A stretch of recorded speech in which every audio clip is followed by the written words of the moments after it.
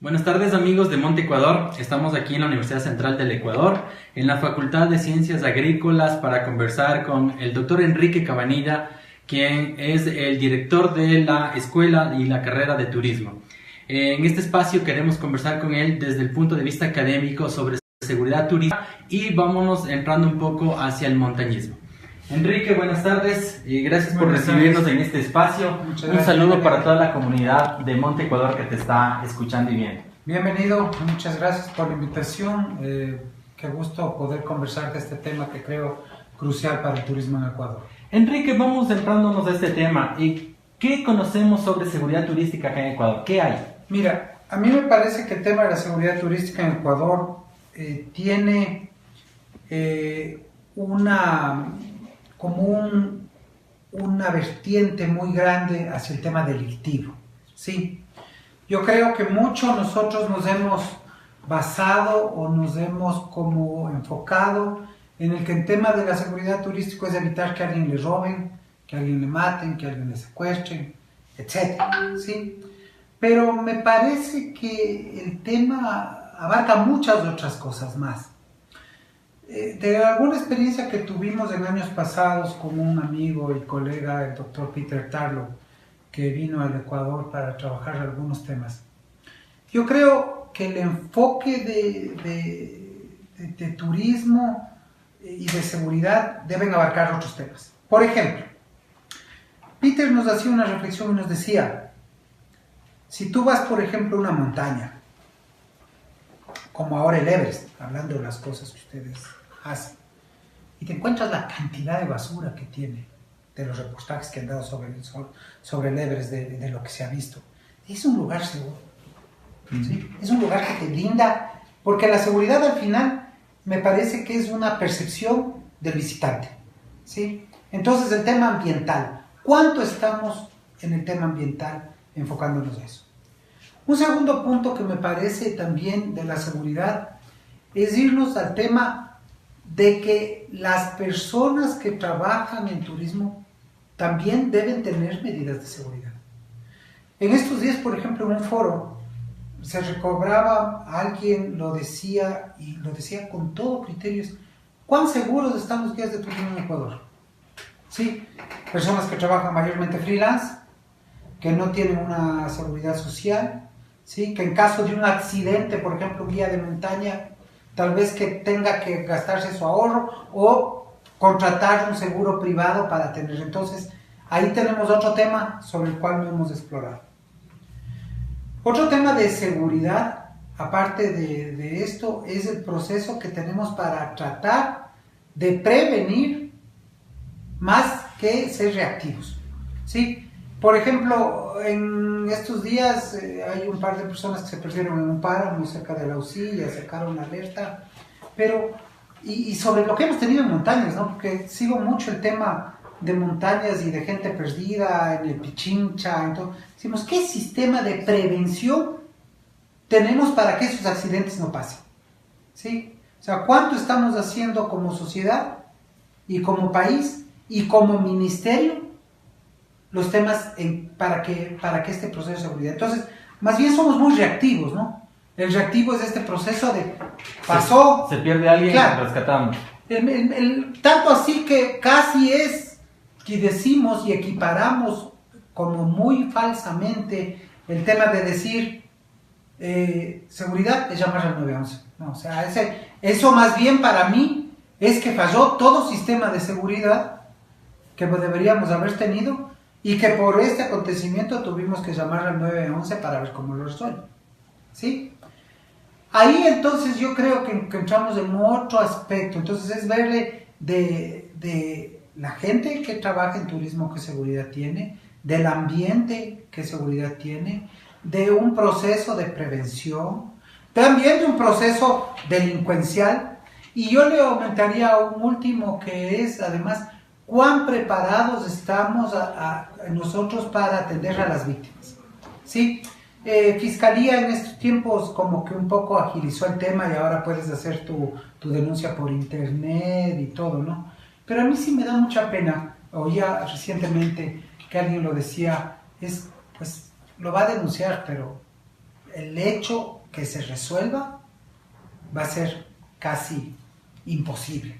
Entonces, yo creo que nuestro primer problema es ese, enfocarnos solamente en lo reactivo, 911 como la solución a todos nuestros problemas y no pensar en este otro sistema de elementos que debemos pensar sobre la seguridad. Desde el punto de vista académico, ¿existen modelos de seguridad turística para el sistema turístico? Claro que sí. Fíjate, desde que nosotros mismos proponemos un proceso de turistificación en un atractivo, estamos hablando de procesos de seguridad.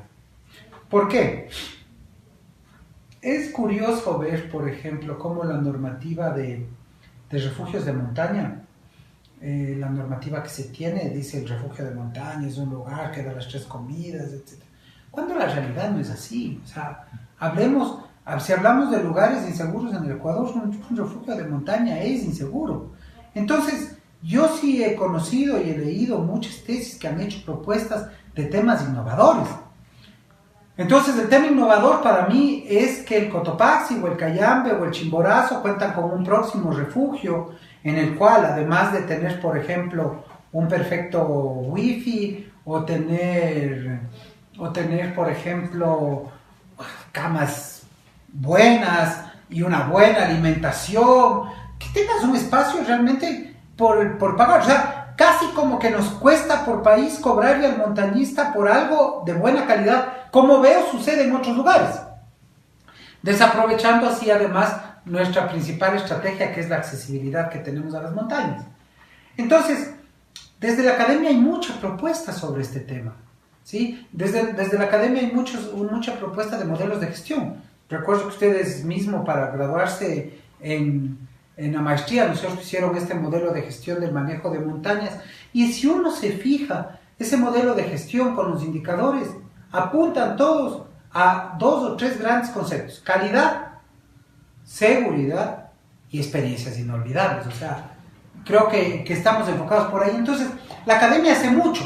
El problema es que los tomadores de decisiones se siguen conformando con poco. O sea, ¿qué importa? O sea, el albergue del Cayambe funciona a medio gas, hace un frío de miércoles, ¿no es cierto? No, o sea, el otro tema es potenciar eso, es potenciar esa seguridad de ese un día que pasa el andinista antes de subir, ¿no es cierto? Estoy en un lugar cómodo, tengo noticias, me conecto a internet para hablar con mis familias. O sea, estoy en un lugar que voy a estar en la montaña y sé que aplasto un botón de seguridad, de auxilio, y va a venir un cuerpo que está ahí listo para eso, ¿no es cierto? Eso es lo que deberíamos lograr. Y en eso la academia ha hecho bastante. Yo leo y hay bastantes propuestas sobre el tema. El tema es cuánto los tomadores de decisiones, que finalmente son GATS territoriales, o es el MAE, o son las personas que pudieran hacer eso, resumen esto. O sea, yo diría que lastimosamente el tema de tener unas montañas de primer nivel no está en la agenda política. En el 2016 se lanzó el Plan Integral de Asistencia Turística, que estaba pues liderado por el Ministerio Coordinador de Seguridad, el Ministerio de Relaciones Exteriores, el mismo Ministerio de Turismo. ¿Esto se está ejecutando? ¿Se está desarrollando? ¿Ustedes han investigado a través de esto, dar seguimiento? Al principio de este gobierno, tuve una primera invitación, gracias a una colega, Karina Suárez, que se aproximó, me invitó. El tema es que cuando llegamos a ese lugar, pues algo se dijo, pero yo creo que ya no necesitamos solo nuevamente eso, ¿no? Pues concentrarnos en que el Estado tiene un montón de cámaras y que ven cualquier cosa, me parece que no es.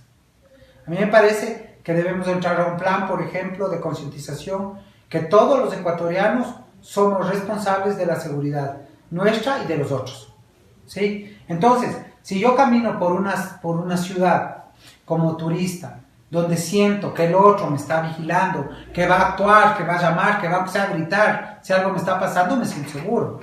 Entonces, es un plan reactivo. Yo creo que están haciendo un trabajo con las posibilidades que tienen interesante, pero no llega más allá. ¿Cuánto, por ejemplo, hemos capacitado a las personas que trabajan en la industria turística sobre seguridad.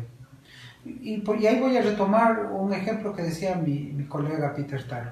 Él decía, ¿quién está más en peligro? Decía, un policía que es atacado por ladrones o una ama de llaves que entra a cambiar y limpiar una habitación todos los días sin saber quién durmió, cómo durmió y todo. Claro, nuestra primera reacción racional es el policía por los ladrones, ¿no es cierto?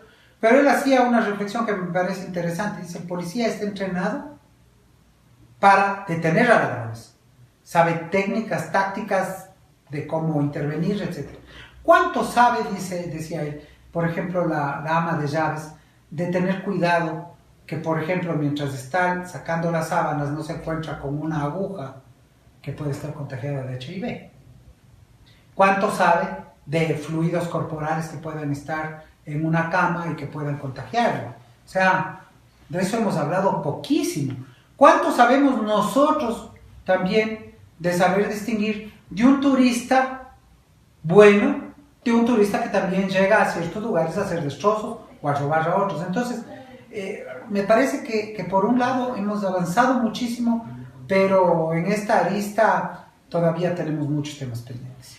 De acuerdo, y estamos de acuerdo con lo que habías mencionado al principio acerca del el tema de seguridad ambiental, uno, que podría ser afectado el medio, y el otro tema que acabas de tomarlo en cuenta, que es la salud e higiene también, el tema de seguridad y salud en el trabajo, la gente que está haciendo este trabajo en el día a día.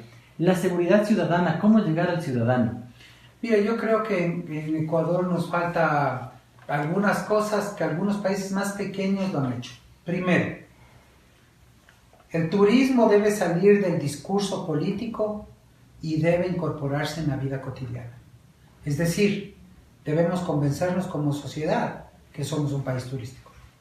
Y si somos un país turístico y estamos convencidos como sociedad, todos vamos a ser guías, todos vamos a ser anfitriones, todos vamos a ser cuidadores, todos vamos a hacer cosas pequeñas. Nosotros sabemos, por ejemplo, que 8 de cada 10 visitantes extranjeros que entran al Ecuador entran sin un tour. Por lo cual, algún momento se va a acercar a un quiteño y decirle, o a un guayaquileño, o un cuecano y decirle, no, ¿cómo voy a tal lado? ¿No es cierto? Sí, entonces, una campaña que nos lleve a ese tema. Segundo, es también que nosotros comencemos a hacernos cargo de nuestro medio ambiente y de nuestro metro cuadrado. Por ejemplo, la ordenanza en Quito y en muchas ciudades funcionan que todos los que son responsables de la acera son los dueños de casa, por ejemplo. Si todos los dueños de casa comienzan a concientizar que las aceras deben ser inclusivas, que no deben tener bloqueos, que deben estar bien conservadas, pues estoy trabajando indirectamente para el turista. Fíjense en cómo cambios que hacen el tema. Por ejemplo, La Carolina, de haber pasado a ser uno de los parques más peligrosos, con iluminación, embellecimiento, ahora es un parque que yo veo gente a las 10:30, 11, 12 de la noche, están haciendo deporte y todo. Lo mismo no hemos podido replicar en otros parques, como por ejemplo la Alameda o el Ejido, que siguen siendo parques que aún ahora, claro, ¿por qué? Porque no están iluminados, porque no tienen actividades, porque no son espacios con vida. Entonces, yo creo que hay que ir a replantearse también de que todos somos actores en el tema de la seguridad, no esperar solamente de la policía, ¿no? Esto justo nos preguntaba David Humberto Betancourt, que nos está siguiendo acá en las redes. Nos decía qué sistemas de prevención y qué tan preparados estamos para afrontarlos de estos de acá. Yo pienso, y la pregunta es excelente, fíjate que recién hacía yo un análisis y digo, cada vez estamos peor. Voy a poner un ejemplo. 1999, nosotros tenemos la erupción del Pichincha. ¿Qué pasó los próximos 2 años? Pusimos todos tape en las ventanas, todos teníamos la lonchera, la linterna, etc. Preguntémonos hoy, 19 años más tarde, si sabemos a dónde correr. Ya lo sabemos. Ahora, yo me pregunto todavía más crítico, ¿qué va a pasar con el visitante que no habla español, es decir, que no entiende indicaciones en un momento que serán mayormente en español, en un hotel donde ni el recepcionista ni la gente de eso está preparada para eso? Entonces, yo no le veo un problema vivir al lado de un volcán, por hacer un poco esta reflexión a lo que nos preguntaba nuestro amigo. Yo le veo el problema es que vamos perdiendo esas capacidades que deben ser continuas. Al gobierno y al Estado y a nosotros mismos nos ha pasado como pasó una vez, no va a volver a pasar. No es así. Seguimos viviendo al lado de un volcán activo. ¿Sí? Seguimos viviendo en una zona sísmica.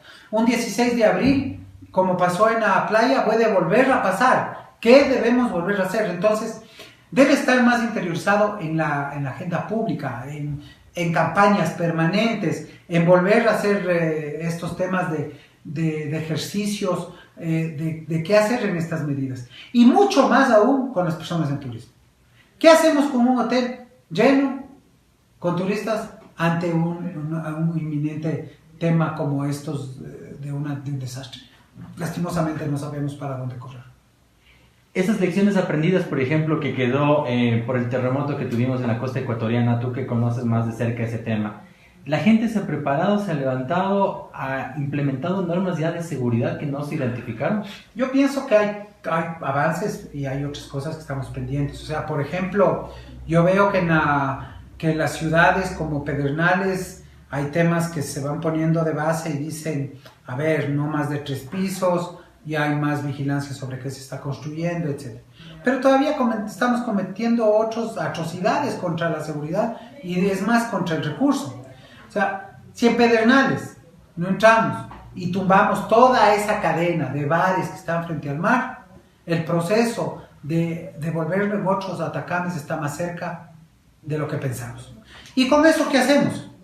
Nosotros, al actuar contrario a lo que nos dice la seguridad, ponemos sitios que están a expensas del mar y que además se roban el espacio del recurso.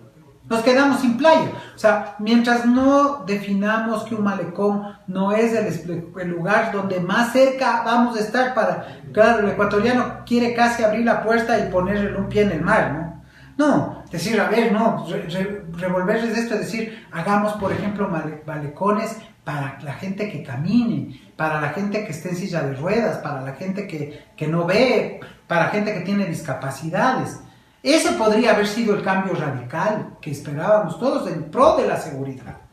Pero eso no está pasando, lastimosamente. O sea, tampoco por otro lado podríamos decir que no pasa. O sea, hay temas, hay cosas que se están haciendo, pero me parece que hay que actuar rápidamente. Y ahí Bauman es, creo yo, el sociólogo, el eje para entender un tema. Decía, bueno, el conocimiento está ahí para todos. Ahora la competitividad se mide por quién actúa más rápido.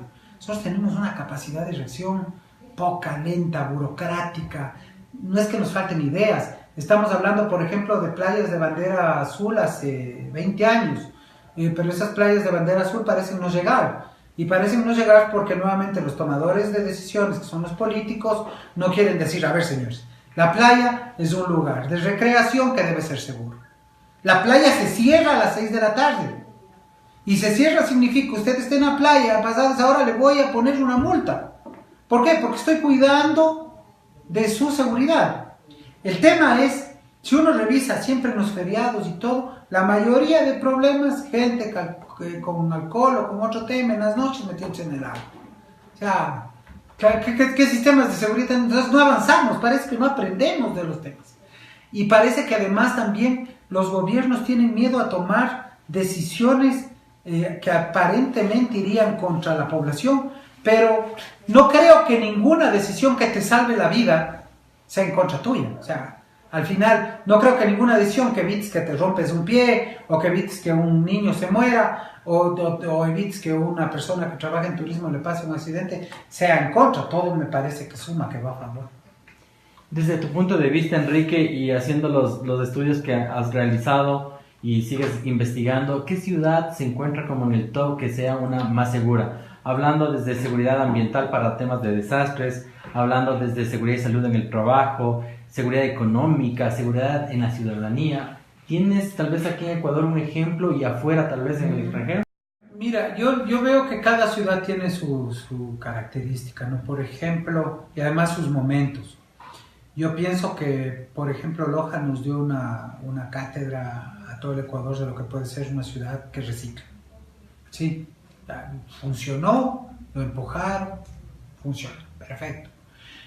Pienso, por ejemplo, que otra ciudad como Baños nos dio un ejemplo de personas que viven con un volcán más conscientemente. ¿Sí? Problema con Baños, que avanzan en una cosa y a veces, por ejemplo, tú vas por todas las aceras de Baño y tienes rampas para sillas de ruedas y con eso piensas y dices, ya lo hice. No, no lo hiciste completamente. Primero porque la única discapacidad no es estar en silla de ruedas, ¿sí? Y la segunda es porque habría que replantearse qué más podemos hacer por seguridad. Y es un tema como que nunca acaba, pero nos mandó ese tema. En su tiempo, bueno, ya lastimosamente hace varios años, porque es una ciudad que está muy golpeada ahora, pero rescato el tema de Bahía de Caracas, por ejemplo, como cuando era la ecociudad, además con un pensamiento de la agroecología, del reciclaje, del cuidado de las playas, etc. Entonces, como que hay en varios lugares, hay acciones de lo que se pueden hacer, pero me parece que nosotros debemos comenzar a apropiarnos de un concepto más integral. O sea, mientras seguimos pensando que el único enemigo de la seguridad es ese, estamos mal. El enemigo, por ejemplo, que yo le veo es la contaminación de los ríos, por ejemplo. ¿Sí? Yo trabajamos con comunidades que están casi en el límite con Perú del río Napo. Y lastimosamente ellos ven cómo el agua de ese río Napo viene recogiendo basura de todo lado y cuando llega donde ellos llega ya con un alto grado de contaminación, donde ya se están viendo inclusive algunos factores que pueden ser dañinos para la piel. O por ejemplo, el cuestionarnos si todas las playas en el otro lado son aptas para bañarse. Hace algún año, por ejemplo, creo que son unos 2 o 3 años, salió un reportaje del mismo Ministerio de Ambiente sobre esta playa que es en Salinas, que es esta playa que es el Mar Bravo, no, cerca del Mar Bravo, para el otro lado, pero que también detectaron que el nivel de calidad de agua ya estaba en su límite superior, por el cual ya no era recomendable para bañistas. Lastimosamente no tenemos datos de todo eso. Yo creo como ciudadano me siento en mi derecho de decir, a ver, cuando me meto a la baña, en bañarme, por ejemplo, en Atacames, la calidad de agua, ¿dónde está? Entonces, hay esos lugares que no hemos llegado. Lastimosamente son chispazos, hay cosas interesantes. Nosotros en Quito tenemos la policía turística. Yo creo que la policía turística, aparte del municipio, ha hecho cosas bien interesantes, ¿no es cierto? Pero luego de eso digo, pero es suficiente porque dentro de un plan integral, ¿a dónde está? ¿A dónde va? O sea, ¿qué capacidad de reacción tenemos? Y me parece que a veces nos conformamos sobre eso. Pero si recogemos buenas experiencias como estas de algunos lados, yo creo que sí podemos formar y conversar un modelo exitoso que nos garantice la seguridad que todos queremos. Gracias, Enrique. Para la pequeña empresa, para el emprendimiento que está saliendo, ¿qué consideraciones de seguridad tiene que tomar en cuenta al momento de emprender este negocio? A ver, yo creo que hay algunos temas que debemos comenzar a crear. Uno de esos es que el Estado, un Estado que piensa en el emprendimiento y no solo en la gran empresa, debería garantizar una red de apoyo para estas microempresas. Por ejemplo, como que hay una ciencia que es hermosa, que se llama la antropometría. Y la antropometría, por ejemplo, me dice las dimensiones óptimos de los espacios para que sean seguros. Entonces, por la antropometría yo digo, un corredor debe ser de no menos de 1,80, por ejemplo. ¿Sí? Eso debería llegar a las pymes como elementos esenciales para que desde su construcción consideren esos hechos. ¿Sí? Unido con eso, con la antropometría vendrían todo el tema de buenas prácticas, por ejemplo, de turismo inclusivo.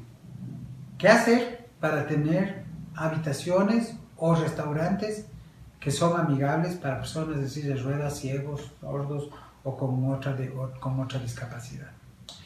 ¿Qué debemos hacer en restaurantes sobre temas de reciclaje, etcétera? Entonces, por ejemplo, Quito. Cuando alguien me dice, no, es que la botella de plástico que compra se va al mar, no es verdad. En Quito tenemos un sistema muy avanzado de reciclaje.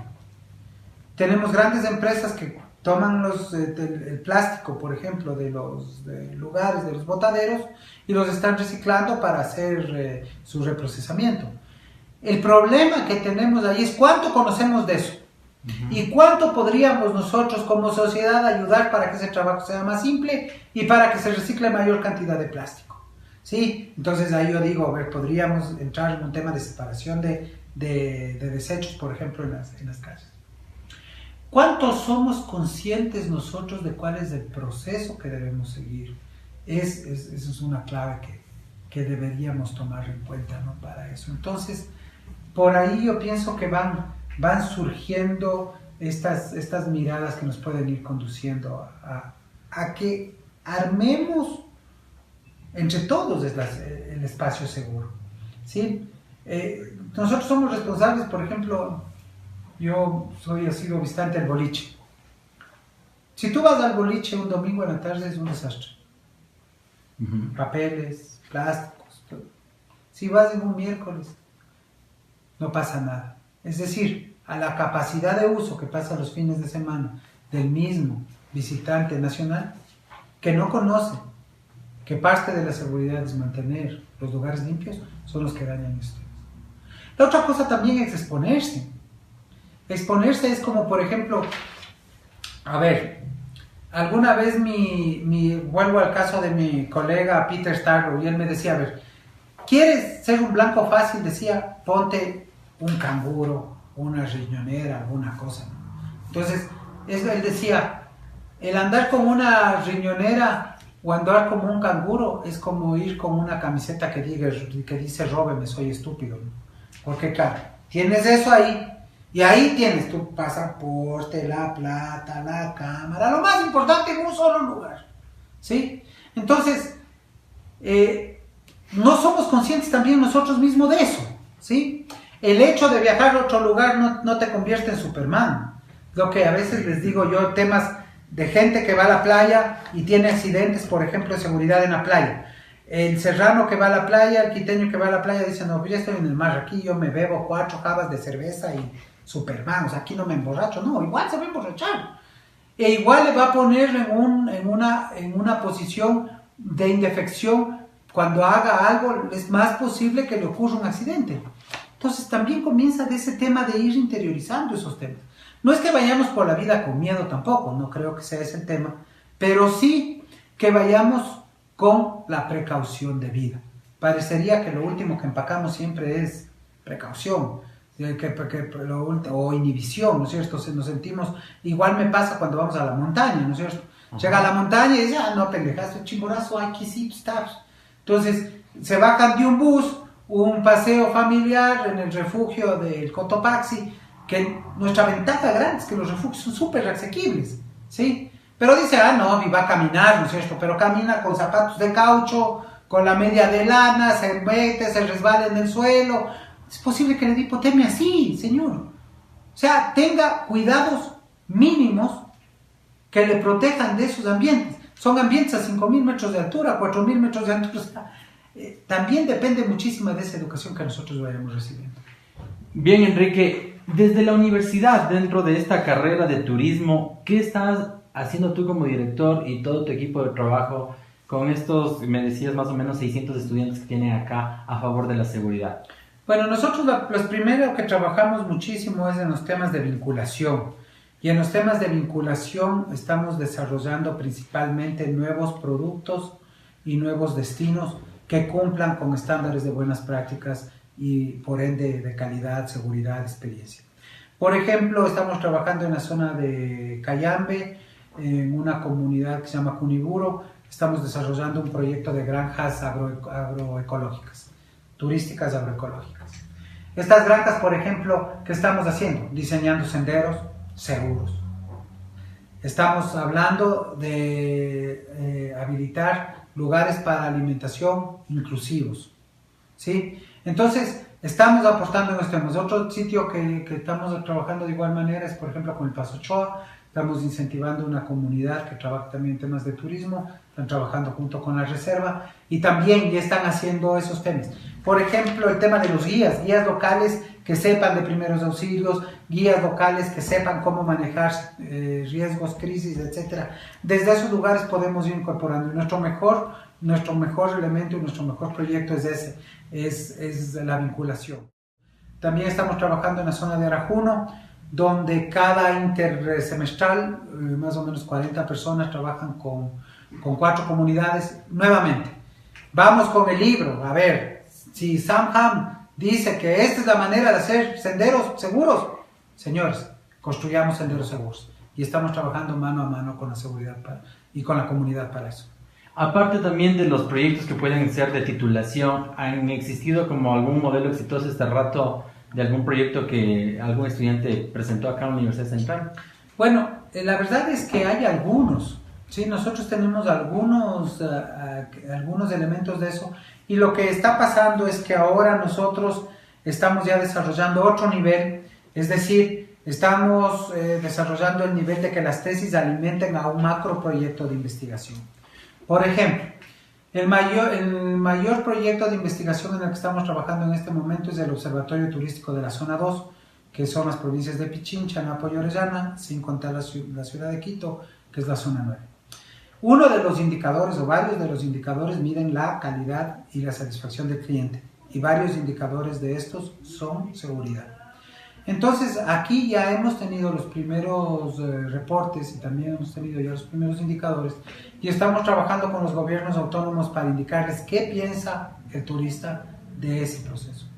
Cuán seguro se siente en el Napo, en el Chaco, en Baeza, en Orellana, en el Coca, en la parte rural de Quito, en Tumbaco, en Sambolquí, etc. Por ejemplo, de algunas cosas, y lo hemos hablado junto con las personas de Rumiñahui, cada vez hay más personas que nos reportan, por ejemplo, que Rumiñahui, el tema del tráfico es atentatorio, o sea, que se sienten inseguros de no tener dónde parquear, etc. Entonces, con esos elementos, varias de las tesis están alimentando estos procesos de investigación, y en base a eso creo yo que estamos tratando de unir este puente entre la academia y los tomadores de decisiones para aportar en su desarrollo. Qué bueno, gracias Enrique. Finalmente queremos hacer como unas conclusiones. Acá tenemos una pregunta de Fabricio de la Cruz. Dice, ¿qué ocurre con la seguridad turística en áreas protegidas? ¿O qué se hace en sistemas que la mayoría de atractivos turísticos naturales se encuentran en estos espacios? ¿Qué haríamos allá? Mira, el problema que tenemos en las áreas protegidas es que, vean, les voy a decir la verdad, nuestras áreas protegidas son desprotegidas, ¿sí? Son campos donde la persona que entra puede hacer cualquier cosa. Desde ahí tenemos un problema. A mí me parece que las áreas protegidas necesitan pensar en reinventarse, qué servicios de recreación van a prestar. Entonces, a mí me parece que cuando yo me reinvento en estos procesos de recreación, si yo digo, por ejemplo, el Parque Nacional Policarpus, en la zona de Bombuscaro, cuando entra un grupo, un guía o un guardaparque debería ir con un grupo o con el grupo y ayudarle a que esa experiencia sea de calidad, sea segura y que aproveche y haga un buen uso de los recursos naturales. Generalmente cuando yo visito esa zona, por ejemplo, vamos con el grupo a bañarnos en una cascada que es muy linda, La Poderosa. Tiene un pequeño lugar donde se puede cambiar, el sendero está bien. ¿Cuál es el mayor problema? Siempre encontramos cantidad de basura en un grado extremo. La última vez encontramos botellas de cerveza y, que seguramente un grupo anterior lo había dejado. ¿Sí? Yo digo, si esa botella de cerveza se rompe o alguien la pisa, ¿qué hago? Metido 4 kilómetros, 5 kilómetros en la selva, 20 minutos de Zamora, y si es una lesión grave la que sufrió el visitante, estoy a 2 horas de Loja, donde tengo ya tal vez un hospital que atiende de mejor manera. Entonces realmente las áreas protegidas en el país deben repensarse en lo que ofrecen por recreación. El controlar la puerta, tomarte el nombre, pedirte la cédula, o hasta a veces fastidiarte, ¿no es cierto?, como pasa en el Cotopaxi, con millones de preguntas de para qué vas, cómo vas, etcétera, que el mismo turista reacciona así. Creo que deberíamos enfocarnos en decir, no, a ver, señor, su experiencia aquí es segura porque nosotros le proveemos de esto. Ahí habría que repensarse el tema de si siguen siendo sin costo o no. A mí me parece que el haber liberado las áreas protegidas tampoco produjo el efecto de que todos nos volvimos de la noche a la mañana los más ecoturistas del mundo. No ha sido así. Y lastimosamente las áreas protegidas dejaron de contar con un fondo que pudiera ser utilizado para esto. Pero a mí me parece, por las experiencias que tenemos, que si Limpiopumbo en el Cotopaxi es un lugar estratégico, debe tener por lo menos 2 guardaparques rondando continuamente ese lugar. Y la verdad no es así. O sea, el grupo llega a Limpiopumbo y hay un sendero, sí, etcétera, pero nadie vigila nada, ¿no es cierto? De proteger a las dos partes, al turista y también al recurso, ¿sí? Entonces, ahí me parece que debe ir un tema integral. Y además también repensarnos, ¿no? O sea, uno va recibiendo noticias y uno ve lastimosamente varios países donde las áreas protegidas tomaron otro nivel. Periodo de vacaciones, las áreas protegidas tienen campamentos vacacionales, las áreas protegidas tienen cursos para los chicos que están ya sin colegio, las áreas protegidas tienen programas especiales. Nuestras áreas protegidas, por ejemplo, tenemos el Día del Cóndor y lo que recibí fue una carta para que esta área protegida venga acá a dar la charla por el Día del Cóndor. O sea, cuando esas actividades con infraestructura necesaria debería ser allá. Entonces ahí se entiende esta área protegida como un prestador de servicios. Cuando ya en las áreas protegidas, así como tenemos en Boliche, deberíamos tener unos buenos alojamientos para personas que quieren hacer más cosas, unos buenos trekkings. O sea, pensar un poco más en eso. Tenemos unos lugares extraordinarios, súper competitivos, súper además como únicos en el mundo, pero nuestro nivel de uso lastimosamente en áreas protegidas, nulo. En recreación en áreas protegidas somos cero. De acuerdo, Enrique.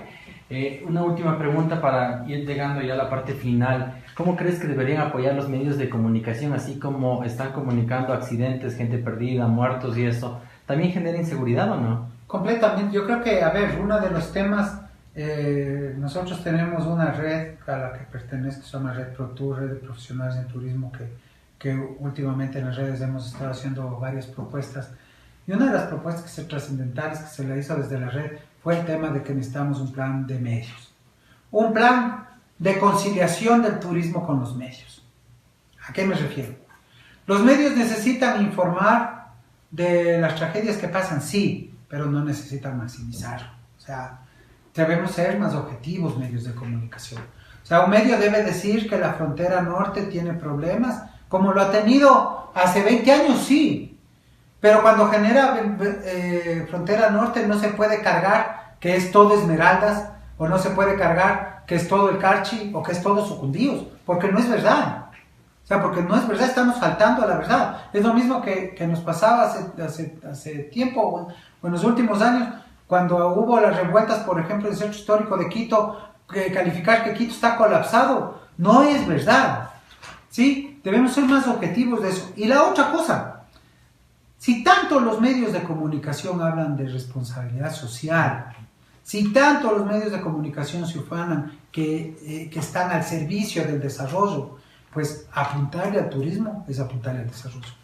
Yo sí pienso, y era otra de las propuestas que teníamos desde la Red ProTour, que los 221 cantones y todas sus parroquias deberían tener un espacio permanente en los medios públicos y privados para enseñar qué es lo que tienen.